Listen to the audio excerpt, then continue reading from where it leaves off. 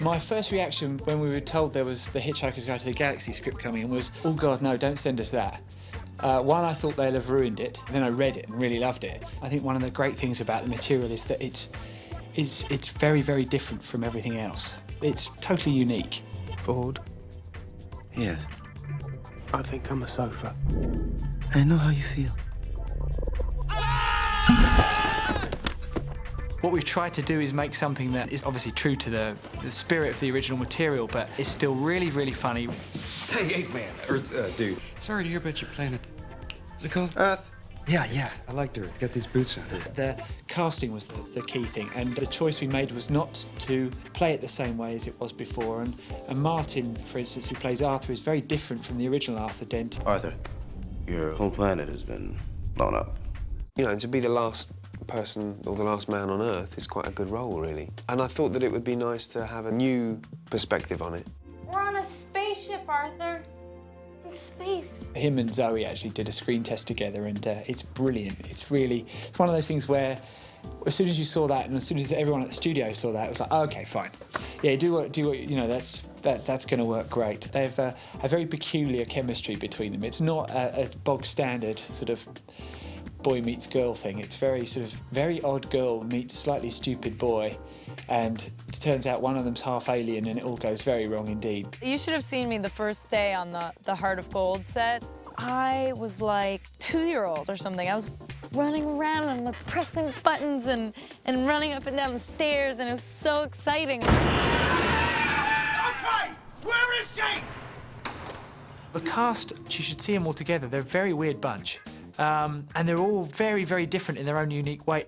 Sam came in absolutely full of ideas and full of enthusiasm. He's quite prepared to look like a complete arse and do fantastic high kicks at the same time.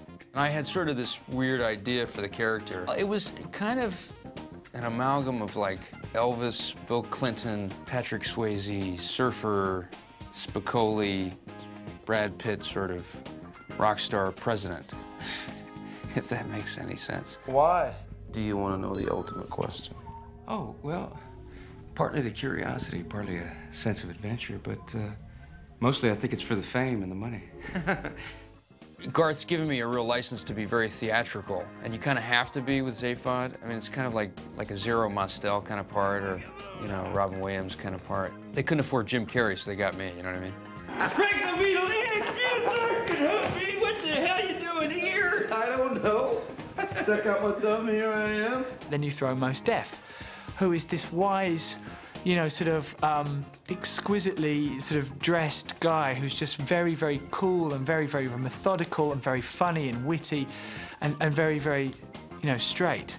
I like the ambition of it.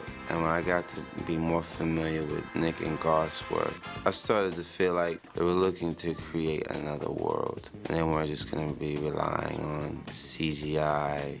Once you've strangled it with a towel, you grab it with that, you let go of one hand. So, and then yeah. It's kind of like... Yeah, that's it, exactly, yeah.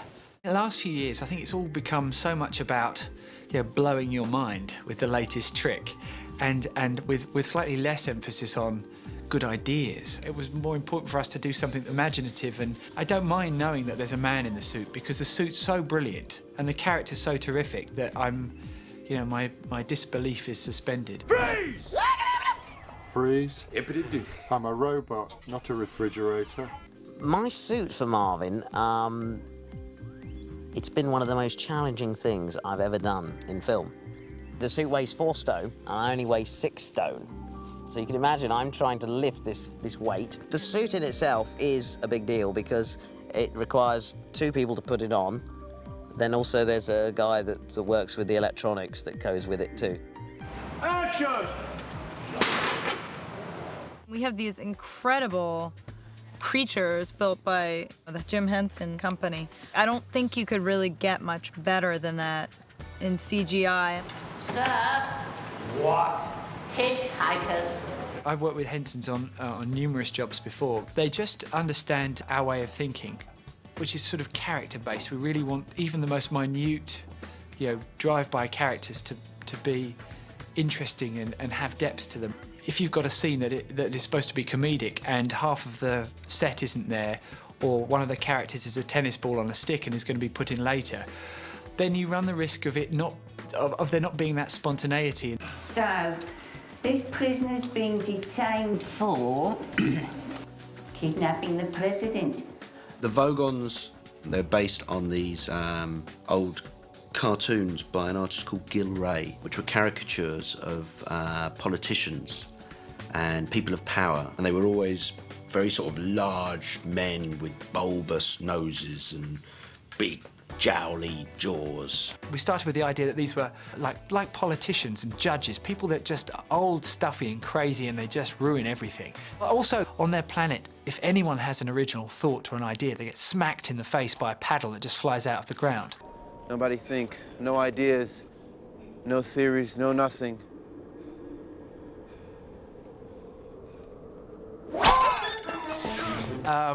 And so we thought, well, also it'd be quite funny if they'd evolved, if a planet had evolved with these creatures that had been smacked in the face for millions of years, then their noses would be kind of like pushed right up. They look like they've been smacked in the face quite a lot. This is the president, OK? Go back to the beginning of the queue and wait.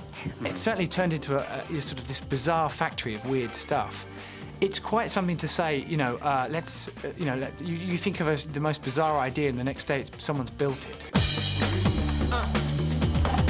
I cannot believe this is my job, that I get to have scenes with these gigantic aliens and we get to react to them in person, which is like a million times better for actors. Resistance is useless. There's a scene on the bridge of the constructor ship where Jeltz summons Ford and Arthur and he's going to torture them. The way he tortures people is by reading them his poetry. Now that's technically a very simple little joke. A man reads poetry and tortures these two guys. But the trick was to bring so much more, you know, scope and life to that and build it up as this great, like walking into a great auditorium, this huge, like, 1,000-story building where this microphone would descend down from the top all the way to the bottom, and, you know, then finally we'd pluck it out and then we'd read poetry to them from there, and it'd echo through this chamber.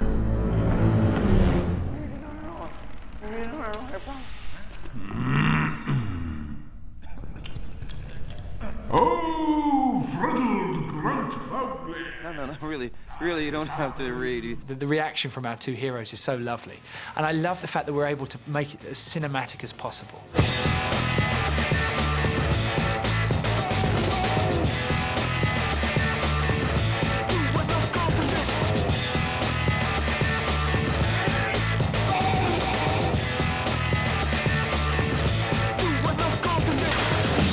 There are so many things I love about it. It's a great story, first and foremost. That's the best thing. And then you've got these incredible worlds that you have to visualize from scratch. So to have a great story and have a place where I can invent this incredible sort of visual language to fit the story.